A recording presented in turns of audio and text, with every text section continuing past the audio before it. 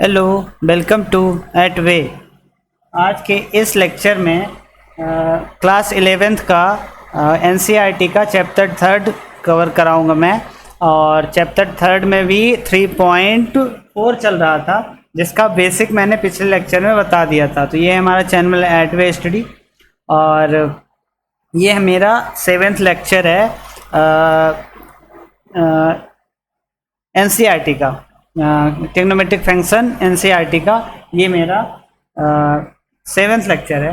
तो चलो फिर स्टार्ट करते हैं आज का डिस्कशन। तो आप लोग देख चुके होंगे कि ट्रिग्नोमेट्रिक में मैंने अदर बुक से भी कुछ क्वेश्चन कराए हैं, तो उसे भी ज़रूर देखना, उससे आपको काफ़ी फ़ायदा होगा। अभी मैं एनसीईआरटी कवर कर रहा हूँ, एनसीईआरटी के सारे क्वेश्चन कवर कर रहा हूँ। इसके पहले मैंने 3.3 तक सारे वीडियोस सारे क्वेश्चन किए हैं, जो मुझे लगा कि रिपीट नहीं हो रहे हैं, जो सेम टाइप के क्वेश्चन है उसे छोड़ के मैंने सारे क्वेश्चन किए हैं। चलो फिर स्टार्ट करते हैं 3.4 आज का डिस्कशन एनसीईआरटी का।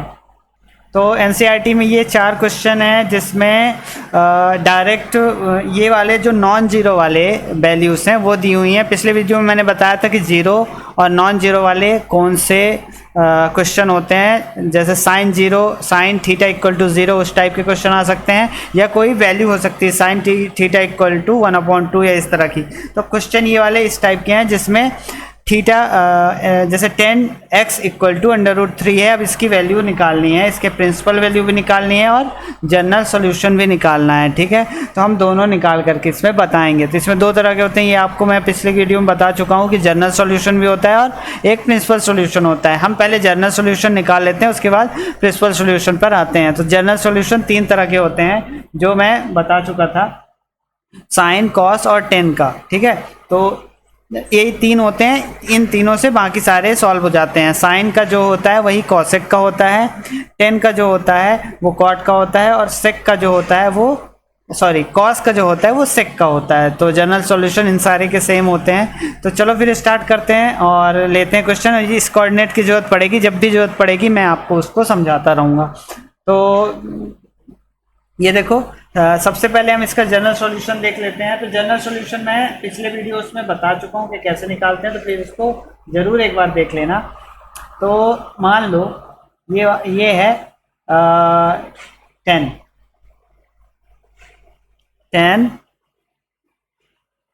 10x इक्वल टू √3, इस तरह का क्वेश्चन है। अब इसे हमें करना है इसका सबसे पहले जनरल सॉल्यूशन। तो 10 का जनरल सॉल्यूशन क्या होता है मैं पिछले वीडियो में निकाल चुका हूं, तो अभी मैं यहाँ पे डायरेक्ट रख रहा हूँ x equal to n pi plus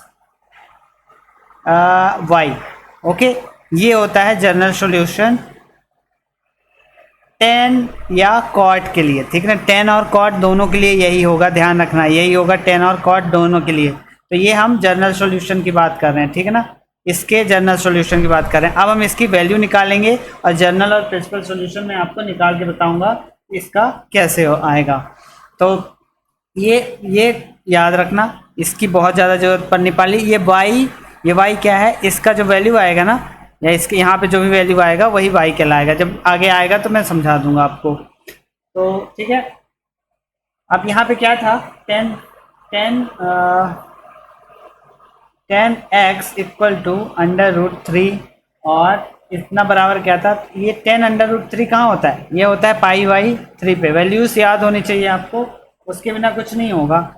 √3 पे, ओके, ये होगा यहाँ पे। √3 कहाँ पे होगा, 10 π/3 पे, और 10 π/3 का मतलब क्या हुआ, 60 डिग्री। ओके, तो और हाँ एक चीज़ और, इसे हम हमेशा फर्स्ट कोऑर्डिनेट का ही लेते हैं। ओके, जो ये प्रिंसिपल वैल्यू हमें निकालनी होती है या जनरल सॉल्यूशन निकालनी होती है, हम यही वाला लेते हैं। माइनस भी रहना तो भी उसको ऐसा बनाने का कोशिश करते हैं कि ये फर्स्ट कोऑर्डिनेट पे आ जाए। तो ठीक है, इस तरह से इसको लिख लेंगे। उसके बाद और हम इसके बाद एक तो ये वाला मिल जाएगा हमें, π/3 मिल जाएगा। ओके, ये जनरल सॉल्यूशन के लिए π/3 मिल जाएगा। दूसरा हमें क्या चाहिए, एक और मिलेगा 10 पाई प्लस π/3। ये मैंने क्यों लिया, ये मैंने क्यों लिया, एक तो 10 10 को देखो, 10 कहाँ कहाँ पॉजिटिव होता है ये देखो। एक तो 10 यहाँ पॉजिटिव होता है, 10 और कॉट थीटा की बात करेंगे, बाकी सारे भी यहाँ पॉजिटिव होते हैं, लेकिन अभी हमें 10 और कॉट की ज़रूरत है। और दूसरा 10 और कॉट कहाँ पॉजिटिव होते हैं,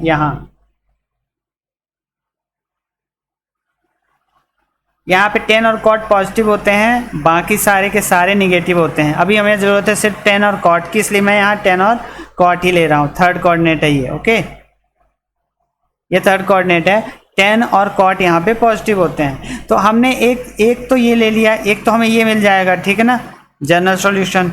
और एक हम दूसरा जो पार करें ये √3 के लिए, 10 इक्वल टू √3 के लिए, दूसरा हम कर रहे हैं पाई प्लस पाई बाई 3। ध्यान रखना, pi plus pi by 3, okay, pi by 3 plus pi, pi मतलब 180 plus theta, okay, 180 plus theta मतलब ये कोऑर्डिनेट की बात हो रही है, थर्ड कोऑर्डिनेट की बात हो रही है, ठीक है, इसलिए हम ये वाला ले रहे हैं। तो ये चीज़ कैसे आई ये आपको पता होना चाहिए, नहीं तो प्रॉब्लम होगा। तो इसको अब इसको क्या लिख सकते हैं, अब इसको लिख सकते हैं 10, जोड़ो इसको, ये हो जाएगा 4 पाई बाई 3, ओके, 4 पाई बाई 3, तो 4 पाई बाई 3, हाँ ठीक है। तो अब इसकी दो वैल्यूज हमें मिल गई, पाई बाई 3 और 4 पाई बाई 3। देखो ये इतने पे ही ध्यान देना कि इसकी वैल्यू इतनी हुई, ठीक ना, इतना बराबर इतना, और ये जब हमने पाई जोड़ दिया, पाई क्यों जोड़ा, अगर मान लो साइन की बात होती ना तो मैं एक तो हम यहाँ से लेते, दूसरा यहाँ से लेते, ठीक ना, 180 माइनस थीटा लेते अगर साइन की बात होती तो, या कॉसेक की बात होती। यहाँ पे अगर 10 की बात है ना, इसलिए हमने ये वाली वैल्यू ली है 180 प्लस थीटा।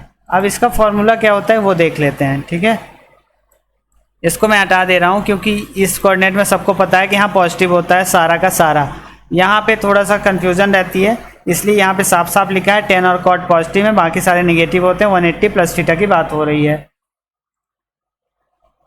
ओके। तो हम यहाँ पे सबसे पहले प्रिंसिपल सॉल्यूशन निकाल लेंगे, ठीक है। अब प्रिंसिपल सॉल्यूशन क्या होता है, प्रिंसिपल सॉल्यूशन जो होता है, प्रिंसिपल सॉल्यूशन जो होता है वो होता है x less than equal 0 greater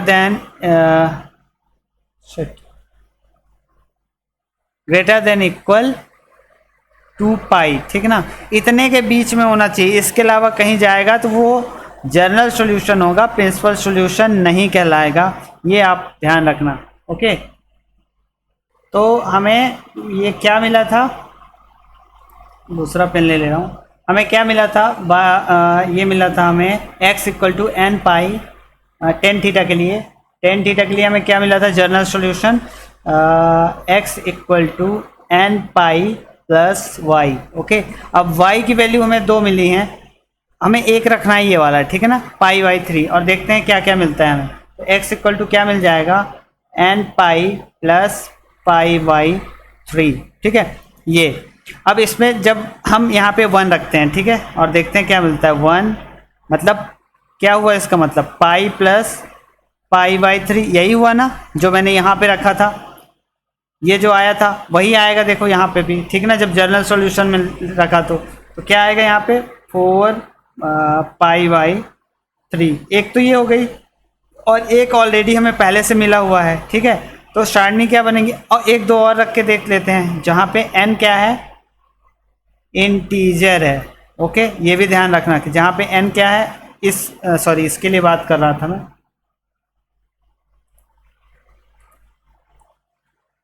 ऊपर वाले के लिए बात हो रही थी, जनरल सॉल्यूशन, ये ध्यान रखना बस, बाकी सब बन जाएगा आपको आराम से, ठीक है। All of n belongs to capital Z, okay, belongs to capital Z। तो जब हमने ये रखा तो यहाँ पे क्या, जब हमने यहाँ पे 1 रखा, ठीक ना, मान लो n इक्वल टू 1 2 3 सॉरी 0 भी, ओके, डैट सारे, ठीक है। तो चलो 0 भी रख लेना चाहिए था, 0 मैंने नहीं रखा, 0 जब रखेंगे तो क्या आएगा, 0 रखेंगे, चलो 0 भी रख के देख लेते हैं, 0 रखेंगे तो ऑफकोर्स आएगा, इसकी वैल्यू आएगी, डायरेक्ट ही कर दे रहा हूँ,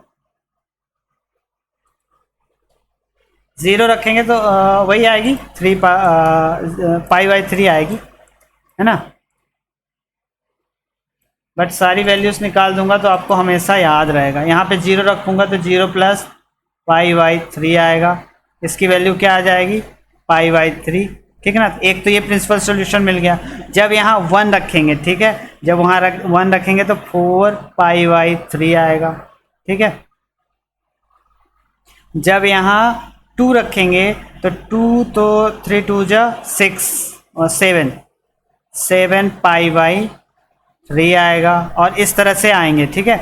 अब ये देखो, जब यहाँ पे हमने 2 रख दिया, अब ये ध्यान रखना, जब यहाँ पे हमने 2 रख दिया तो जब 2 रख दिया तो ये 2 पाई से आगे चला गया ना, ठीक है। तो वो जनरल सॉल्यूशन तो कहलाएगा, प्रिंसिपल सॉल्यूशन वो नहीं कहलाएगा। ये ध्यान रखना कि जब यहाँ पे हम 2 रखेंगे तो ये 2 पाई प्लस कुछ और, ठीक ना। ये जो बाई है कुछ भी होगा, बट ये जैसे 2 पाई हमने रखा, ये यहाँ से ऐसा घूमा, और जैसे हमने 2 पाई रखा तो ये थोड़ा आगे चला गया, मतलब 2 पाई प्लस बाई, ठीक है।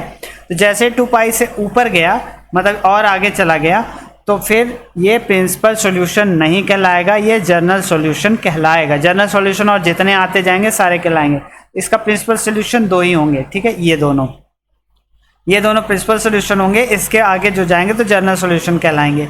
तो आप बस इतना ध्यान रखना कि निकालना कैसे है, ठीक है। इसको कुछ ऐसा लिख देना, चाहे तो ये वाली लाइन तो मैंने लिख दिया था, बट अगर आपको ये नहीं लिखना है तो आप डायरेक्ट यहाँ से शुरू कर सकते हो, ठीक है। पहले ये बता दो कि प्रिंसिपल सॉल्यूशन में x जो होता है 0 और 2 पाई के बीच होता है, या तो 0 हो सकता है या तो 2 पाई हो सकता है, और इसके बीच वाली वैल्यू हो सकती है। इसके ना आगे इधर ना इसके पीछे इधर, कोई वैल्यूज़ इधर की नहीं होंगी, ठीक है। तो ये आप याद रखना, और इसके बाद आप स्टार्ट करोगे जनरल सॉल्यूशन लिख के, ठीक ना। ये होता है इसका जनरल सॉल्यूशन का फॉर्मूला, ठीक है ना। टेन और कॉट के लिए ध्यान रखना, टेन और कॉट के लिए, टेन जब आए तो ये वाला रखना है, कॉट आए तो भी यही रखना है, ठीक है ना। और वैल्यू निकाल लेनी, वैल्यू क्या है, वैल्यू यहाँ से हम निकाल सकते हैं कि इसकी वैल्यू क्या होती है। 10 पाई/3 इक्वल टू, अगर 10x इक्वल टू पाई/3 है तो इसको हम ऐसा लिख सकते हैं, ठीक है। तो ये पता होना चाहिए कि 10 में पाई/3 कहाँ होता है, तो उसको ऐसा लिखोगे। ये लाइन, हाँ, ये लिख भी सकते हो, अगर ना याद आए तो सीधे यहाँ पहुँच जाओ, ठीक है। इस तरह से लिखो। उसके बाद कुछ बताना पड़ेगा, कुछ शब्दों में बताना पड़ेगा, वो मैं लिख दे रहा हूँ। बताना पड़ेगा कि देयरफॉर द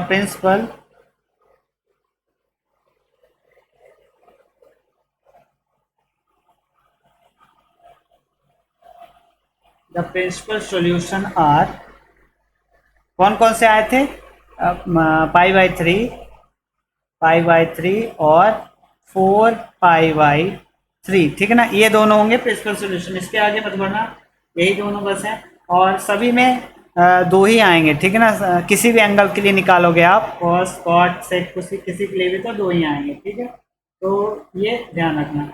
और जनरल सॉल्यूशन, और इसके बाद क्या है, इसके बाद आप बताओगे कि ये तो वो हो गया जनरल सॉल्यूशन जो है। अरे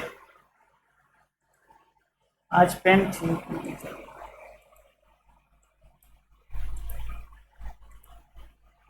फिर आप बताओगे कि जनरल सॉल्यूशन के लिए, तो जनरल सॉल्यूशन कैसे निकालेंगे, वही x equal to n pi plus y, और y इक्वल टू मैंने क्या रखा था, x equal to n pi plus पाई/3। तो ये हो जाएगा इसका जनरल सॉल्यूशन, और n जो हो जाएगा सभी इंटीजर के लिए, ऑल ऑफ इंटीजर के लिए, कोई भी इंटीजर रखेंगे तो इस तरह से इसको लास्ट में आप बता दोगे कि जो जनरल सॉल्यूशन है वो ये हो जाएगा।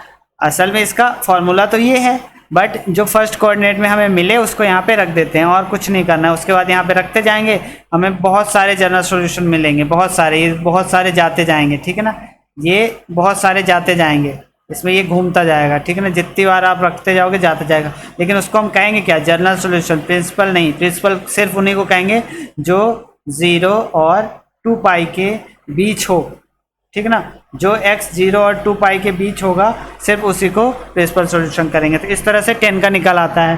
अब आगे के दूसरे क्वेश्चन भी हम देख लेते हैं। दूसरा क्वेश्चन क्या है, इसमें क्या है, सेक है, ठीक है ना।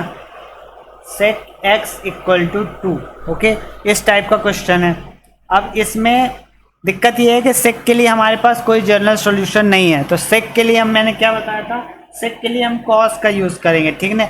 सेक के लिए जो जनरल सॉल्यूशन होता है उसके लिए हम कॉस वाला यूज़ करेंगे। तो सबसे पहले तो हम देख लेंगे कि ये जो 2 है तो सेक में आता कहाँ है। तो सेक में आता है ये π/3 पे आता है, तो हम इसको लिखेंगे सेक π/3 इक्वल टू 2। ओके, ऐसा लिख लेंगे। उसके बाद हम इसका जनरल सॉल्यूशन का फॉर्मूला लिख लेते हैं, लेकिन इसका नहीं लिखेंगे, हम यहाँ पे लिखेंगे किसका, कॉस का। ठीक है, तो हम इसको कुछ ऐसा सबसे पहले लिख देंगे कि सेक लिखना है, साइन नहीं। हम यहाँ पे लिख देंगे sec x equal to 1/cos x। अब इसमें ये कंफ्यूज ना होना कि इसका उल्टा हो जाएगा 1/2, नहीं, हम 1/2 देखो क्या होगा। मान लो सेक का ये जो 1/2 ये क्या बोलते हैं π/3 पे वैल्यू होती है, π/3 पे जो सेक की वैल्यू होती है वो 2 होती है, ठीक है, सेक की, और कॉस की 1/2 होती है। ठीक है, ध्यान रखना, कॉस की π/3 पे वैल्यू होती है 1/2। ये कोई नहीं बताएगा, मैं बता रहा हूँ, आप कितने भी वीडियो देख लो, ये चीज़ कोई नहीं बताया होगा आपको, क्योंकि ये मान के चलते हैं कि आपको आती है। तो π/3 पे वैल्यू क्या होती है, 1/2 होती है, तो यहाँ अगर 1/2 रख दें, ठीक है, यही चीज़ आ जाएगा ना। अगर यहाँ पे हम सेक x इक्वल टू 1/2 रख दें, तो अगर इसको मैं बना लूँ इक्वेशन नंबर फर्स्ट और इसको बना लूँ इक्वेशन नंबर सेकेंड, तो यहाँ पे मैं 2 की जगह रख सकता हूँ cos x cos π/3 रख सकता हूँ ना। इसलिए हम इसको इस तरह से लिखते हैं कि जो cos का वो होता है जनरल सॉल्यूशन, वो सेक में भी यूज करते हैं। ठीक है, करते ही हैं, उसमें कोई दो राय नहीं है। इसको मैं हटा दे रहा हूँ, ये सिर्फ बताने के लिए था।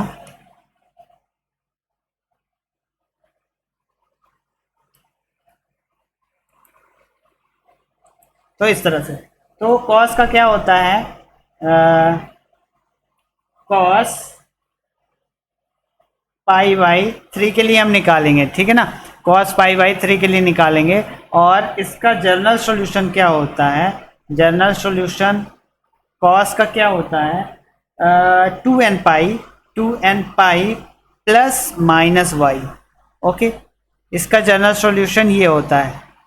ठीक है, अब इसके जनरल सॉल्यूशन में हम रख देंगे ये वाली वैल्यूज़, ठीक है ना, सॉरी π/3 रख देंगे, और जो भी आएगा हम उसे देख लेंगे कि कौन सा प्रिंसिपल सॉल्यूशन है और कौन सा नहीं है, उसके लिए हमें पता है। तो 2n pi plus minus Y, इसमें अगर हम रखते हैं क्या, π/3, ठीक है ना, तो 2n pi plus minus π/3। Okay, ये रखते हैं।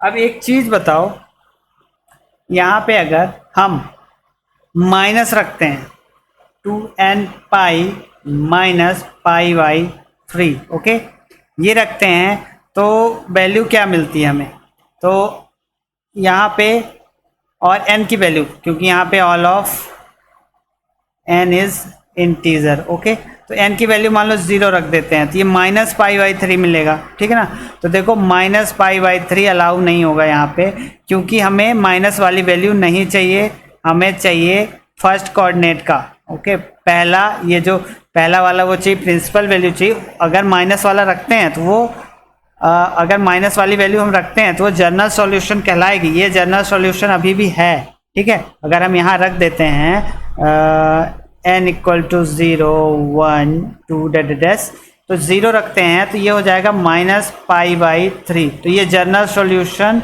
होगा। ठीक है, लेकिन इसको प्रिंसिपल सॉल्यूशन नहीं बोलेंगे, प्रिंसिपल सॉल्यूशन तब भी बस बोलेंगे जब 2n पाई प्लस π/3 होगा। ठीक है, यहाँ इस कंडीशन में यहाँ रखेंगे 0। ओके, और जब 1 रखेंगे तो फिर माइनस वाला ही लेना पड़ेगा। ठीक है, क्योंकि फिर वो 2 पाई से ऊपर जाएगा, और जैसे 2 पाई से ऊपर जाएगा, अगर यहाँ पे हम 1 रख देंगे तो ये 2 पाई प्लस थीटा हो गया। ठीक है। और 2 पाई प्लस थीटा नहीं चाहिए हमें, ठीक है। 2 पाई तक ही हम हमारा ये क्या बोलते हैं सीमा हमारी 2 पाई तक ही है, ठीक है। x जो होगा 0 से बड़ा होगा और 2 पाई से छोटा होगा, 2 पाई के बराबर या छोटा और 0 के बराबर, वही होंगी प्रिंसिपल सॉल्यूशंस, बाकी सारे जनरल सॉल्यूशन कहलाएंगे। तो चलो फिर निकाल लेते हैं और यहाँ पे देख लेते हैं क्या होता है। तो एक तो हमें मिल जाएगा क्या, π/3, ठीक है, पॉजिटिव वाला, ओके। दूसरा क्या मिलेगा, दूसरा भी देख लेते हैं। ये हमारा प्रिंसिपल सॉल्यूशन है, ठीक ना, प्रिंसिपल सॉल्यूशन है ये।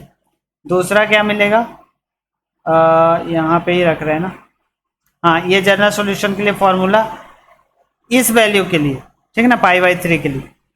और ये हर वैल्यू के लिए, कोई बाई कुछ भी हो, मतलब यहाँ पे π/3 है, π/4, π/5 जो भी आए, π/5 नहीं, सॉरी वो नहीं आएगा, π/3 या जो भी आए उसके लिए वो उन सब वैल्यूज़ के लिए ये है, और सिर्फ इस वैल्यू के लिए ये होगा बाई का वैल्यू रखने के बाद, ठीक है।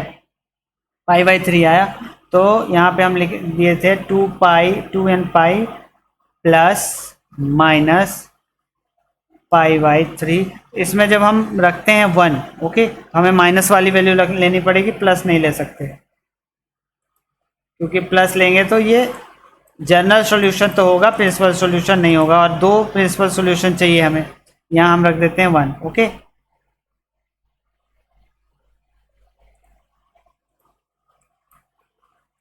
तो यहाँ 1 रखेंगे तो क्या आएगा, 2 पाई, तो ये 2 पाई माइनस थीटा आ रहा है, तो ये हो जाएगा कितना, 6 और 6 में होगा तो 5 π/3 होगा।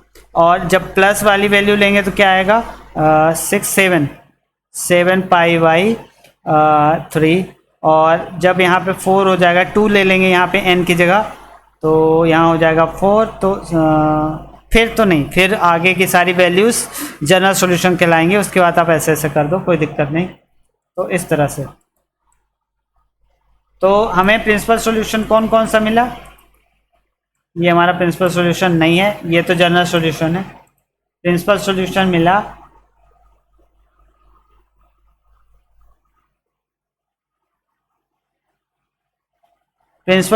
मिला π/3 एंड 5 π/3, ये 2 प्रिंसिपल सॉल्यूशन मिले, इसके अलावा जो भी मिल रहे हैं वो जनरल सॉल्यूशन होंगे।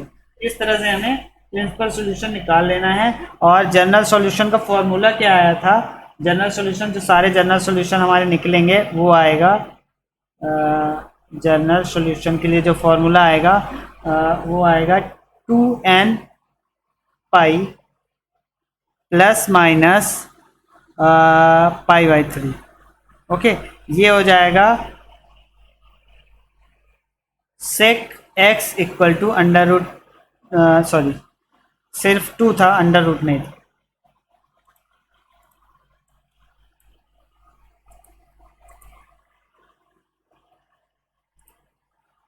टू के लिए जनरल सॉल्यूशन, ठीक है। तो इस तरह से निकालते हैं जनरल सॉल्यूशन और प्रिंसिपल सॉल्यूशन। तो आपको ये चीज़ समझ में आ गई होगी। ध्यान रखना, इससे सीधे नहीं निकलेगा, इससे वैल्यू निकाल लेनी है, और जो इसकी वैल्यू है ना उसको सीधे सीधे यहाँ पे पुट करना है π/3 पे, चाहे जो भी वैल्यू आ रही है, यहाँ पे 1/2 आएगा वैसे कॉस में, ठीक है। बट इसको लिखने की जरूरत नहीं है, मत लिखना, सीधे सीधे यहाँ पे इसका जनरल सॉल्यूशन लिख लेना, ठीक है ना, जनरल सॉल्यूशन का फॉर्मूला, और ये हो जाएगा यहाँ पे सॉल्व। Next question. अब इस क्वेश्चन में एक चीज़ ध्यान देना कि यहाँ पे ये माइनस है, ठीक है, cot x इक्वल टू -√3, ठीक है ना। लेकिन जब हम अभी इसको लिखेंगे तो एक बार अपन को ये चीज़ नहीं लिखनी है, पहले लिखना है कि it is known that cot, ये क्या हुआ, cot x equal to only √3 लिखना है, माइनस नहीं लिखना है, ठीक है। उसके बाद हमें माइनस आता कहाँ पे है ये देखना है, ठीक है ना। ये आएगा cot cot पाई माइनस π/, नहीं एक मिनट, पहले π/6 वैल्यू तो बता देना चाहिए, पहले वैल्यू बता देना चाहिए, उसके बाद अब कॉट पाई बाई 3 होता कहाँ है ये आपको पता होना चाहिए। तो cot pi by 3, sorry under root 3, cot under root 3 होता है पाई बाई 6 पे, ठीक है ना, 30 डिग्री पे होता है cot 30 degree, cot pi by 6 पे होता है अंडर रूट 3। ओके, तो ये आपको पता होना चाहिए, इसमें ये याद होना चाहिए, इसमें कोई कुछ नहीं कर सकता। और तो अब देखो, अब इसका जनरल सॉल्यूशन सबसे पहले हमें देखना पड़ेगा, ठीक ना। तो अब इसका तो हमें नहीं पता है, ठीक है, तो इसका जो जनरल सॉल्यूशन होगा वही 10 का होगा, ठीक है ना। तो 10 वाला हम यूज करेंगे क्योंकि इसका तो हमें पता ही नहीं है। तो देखो, अब ये वाली वैल्यू तो हो गई, ये वैल्यू कब आती है जब ये अंडर रूट 3 मतलब इस कोऑर्डिनेट की बात हो रही हो, ठीक है ना, लेकिन यहाँ तो माइनस है, ठीक है ना। अब माइनस के लिए देखना है हमें, ठीक है, ध्यान रखना, माइनस के लिए देखना है, प्लस वाली बात नहीं हो रही है। इसलिए हमें ये देखना है कि कॉट जो है माइनस कहाँ कहाँ से होता है। यहाँ तो प्लस होता है और यहाँ प्लस होता है कॉट और 10, यहाँ माइनस होता है और एक यहाँ माइनस होता है, ठीक है ना। तो जो दो प्रिंसिपल वैल्यू मिलने वाली हैं इस कंडीशन में, तो एक तो यहाँ मिलेगी, दूसरी मिलेगी हमें यहाँ, ठीक है, दो जगह मिलेगी। लेकिन हाँ ये ध्यान रखना कि रहेगी 2 पाई और 0 कहाँ गया, x जो होगा 0 और 2 पाई के बीच ही रहेगी। ये गलत बना दिया क्या, ऐसा कौन सा, मैंने एक आध जगह शायद और ऐसा ही वो कर दिया था, सॉरी, इसको ऐसा कर लेना, ओके, ऐसा होता है। तो रहेगी 0 और 2 पाई के बीच ही, ठीक है। तो हम यहाँ देखते हैं कि क्या होगा।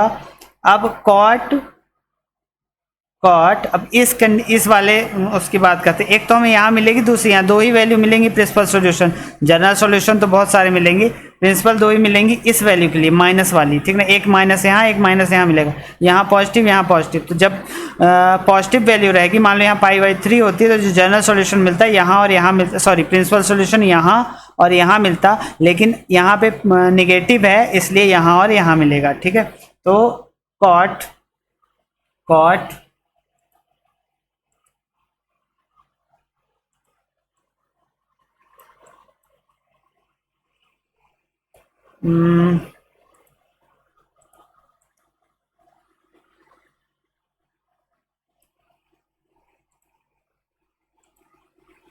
तो कॉट पाई माइनस थीटा, या इसको लिख सकते हैं कॉट 180 माइनस थीटा, और इन दोनों का इक्वल क्या होता है, कॉट थीटा, बट क्या माइनस में, ओके, माइनस कॉट थीटा, ये होता है इसका वैल्यू। ये दोनों एक ही चीज़ है, ध्यान रखना, कंफ्यूज मत होना, दोनों एक ही चीज़ है। बार बार इसलिए बताता हूँ क्योंकि किसी को भूला हो या कुछ भी तो याद आ जाए। तो इसको हम कैसा लिख सकते हैं, कॉट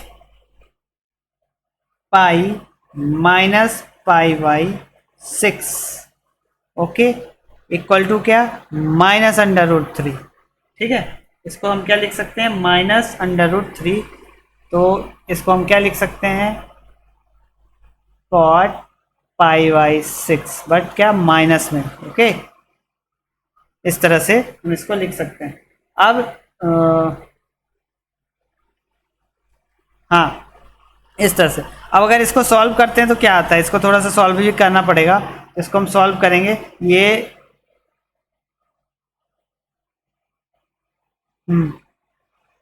कॉट पाई बाई 6, यहाँ पे ऐसा लिख लो, माइनस कॉट पाई बाई 6, यहाँ ऐसा लिख लो, यहाँ मत लिखो, ये गड़बड़ हो जाएगा।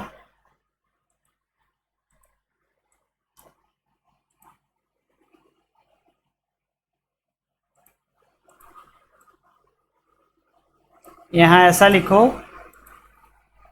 अब कॉट, और वो कितना था, पाई माइनस पाई बाई 6 था, ओके, इसको सॉल्व करेंगे कितना आएगा, कॉट 5 पाई बाई 6, ठीक है।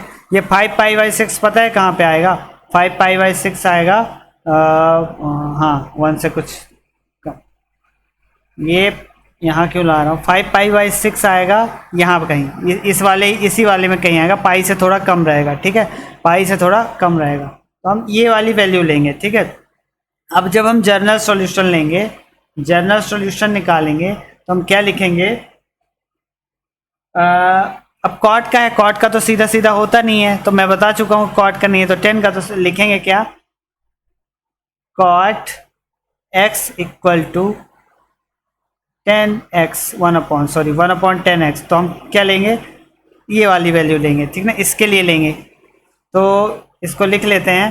तो उसका जनरल सॉल्यूशन क्या होता था, जनरल सॉल्यूशन होता था x equal to n pi plus y, ठीक है, और y हमें यहाँ पे क्या मिला है, y मिला है, y इक्वल टू क्या मिला है, 5 पाई y 6, ओके। तो हम यहाँ लिखेंगे कॉट के लिए ना, ये cot x n pi plus ये जनरल सॉल्यूशन है, अभी प्रिंसिपल सॉल्यूशन की बात मैं नहीं कर रहा हूँ, निकाल के देखते हैं फिर, 5 पाई y 6, ठीक है। तो ये हो जाएगा कॉट x इक्वल टू -√3 के लिए जनरल सॉल्यूशन, ठीक है ना, इसके लिए जनरल सॉल्यूशन ये हो जाएगा। अब इसी से प्रिंसिपल सॉल्यूशन निकालते हैं, ठीक है, प्रिंसिपल सॉल्यूशन निकालेंगे वही all of n belongs to integer, ठीक है।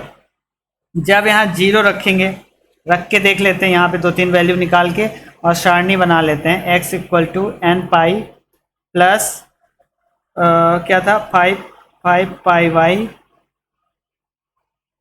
6, ठीक है।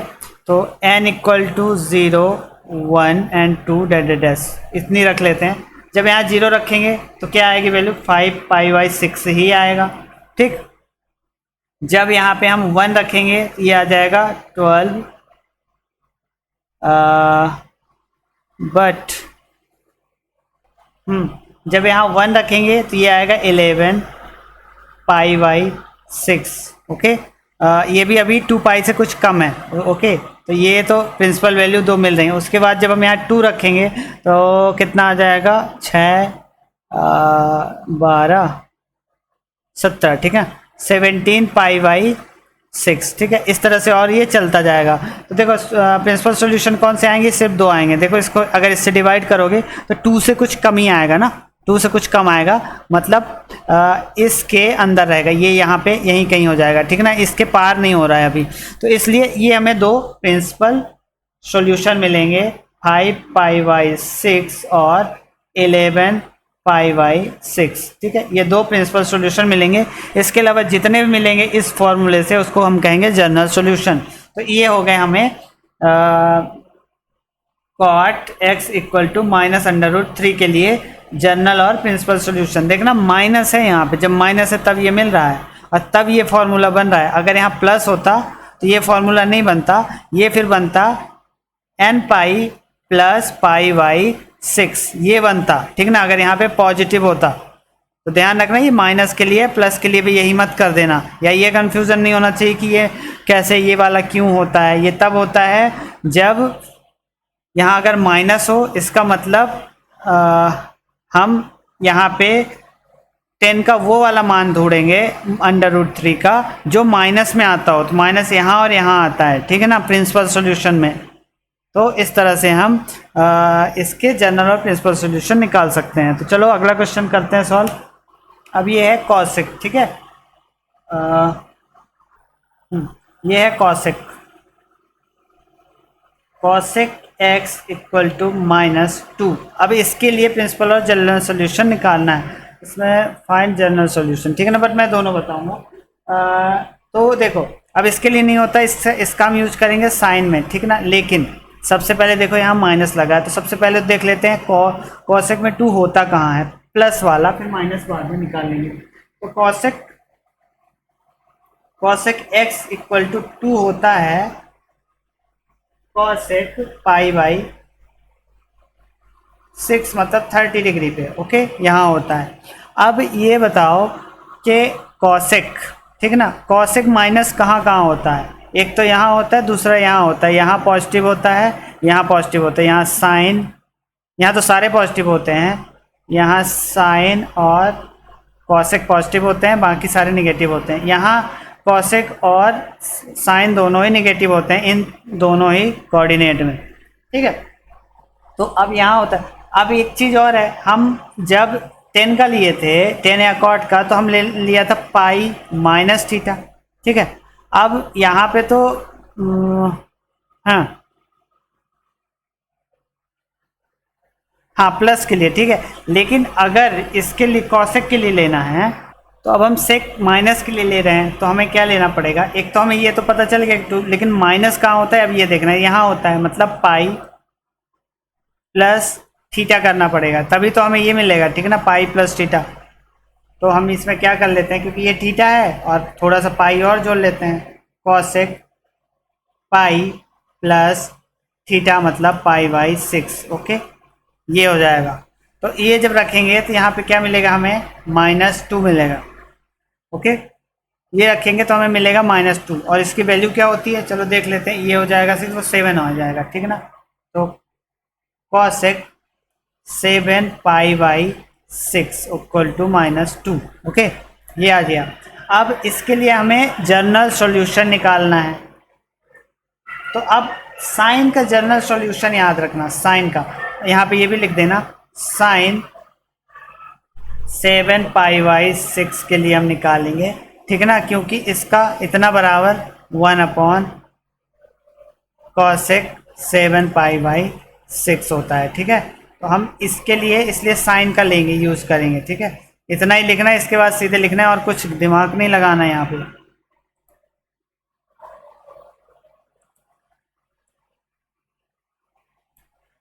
गलत सलत करके फिर आ जाओ। 7 पाई बाई 6, तो इसको भी हटा दो।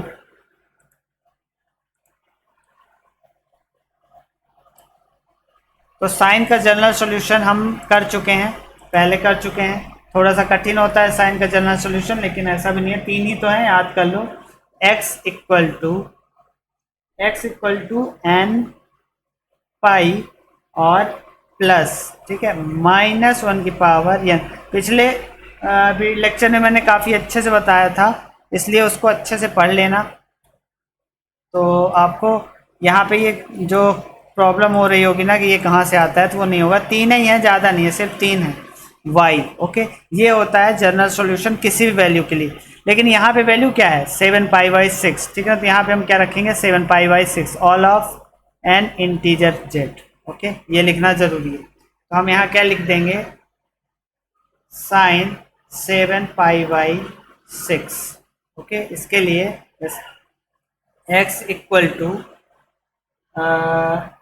टू क्या, n पाई प्लस और -1 की पावर n 7 पाई बाई 6, और यही होगा किसके लिए, कॉसेक 7 पाई बाई 6, और यही होगा कॉसेक x इक्वल टू -2 के लिए, -2 ही था ना, हाँ -2 के लिए, ठीक है ना। ये हो जाएगा जनरल सॉल्यूशन इन सब के लिए, एक ही चीज़ है सारी, तो ठीक है। तो ऐसे करके ये जनरल सॉल्यूशन निकाल लोगे। उसके बाद हम क्या लिखेंगे, all of n belongs to z। तो इसके बाद क्या निकालेंगे, हम यहाँ पे रखेंगे वैल्यूज़ और देखेंगे कौन सा प्रिंसिपल सॉल्यूशन है और कौन सा नहीं। जनरल सॉल्यूशन तो सारे होंगे, प्रिंसिपल सॉल्यूशन निकाल लेते हैं। तो n इक्वल टू 0 1 2 इतना रखते हैं, इससे ज़्यादा हमें नहीं रखना है। जब 0 रखेंगे तो ये 0 रखेंगे तो ये 1 हो जाएगा, ठीक है, ये पूरा 1 हो जाएगा, ये भी 1 हो जाएगा, मतलब आएगा क्या, 7 पाई बाई 6 जब 0 रखा। जब 1 रखेंगे तो ये हो जाएगा pi minus 7 pi by 6, okay. तो ये हो जाएगा पाई, तो पाई तो 6 और माइनस, तो ये माइनस में आएगा, माइनस में नहीं आएगा, 11 आएगा, हाँ 11 पाई बाई, हाँ ठीक है, नहीं एक वैल्यू माइनस आएगी अगर 1 रखेंगे तो -π/6 आएगी, लेकिन वो जनरल सॉल्यूशन होगा, प्रिंसिपल नहीं। हम 2 रखेंगे तो आएगी 11π/6, ठीक है। और फिर ऐसे 3 रखेंगे तो बहुत सारी आ जाएगी, ठीक है।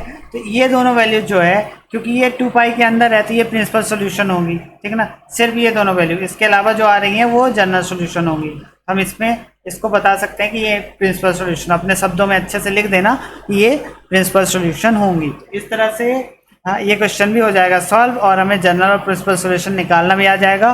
और किसी भी कोई भी वैल्यू दे दी जाए आप आराम से सारे सॉल्यूशंस निकाल सकते हो। सिर्फ ये फॉर्मूला याद होना चाहिए, ये वाला नहीं, ये वाला, ठीक ना, ये वाला याद होना चाहिए। उसके बाद वैल्यू याद होनी चाहिए। साइन के लिए ये, कॉस के लिए हाँ टेन के लिए ये, और कॉस के लिए तो शायद है ही नहीं, या है, एक था ना सेक वाला था, हाँ सेक, ठीक है। तो कॉस के लिए ये वाला, ठीक है ना, 2n pi plus minus pi y by, ठीक है ना, और बाई की जगह जो वैल्यू आए वो हमें रख देना है। इस प्रकार से हम निकाल लेंगे इनके सारे सॉल्यूशन। तो आई होप आपको समझ में आया होगा और thank you for watching Edave study. मिलते हैं अगले वीडियो में।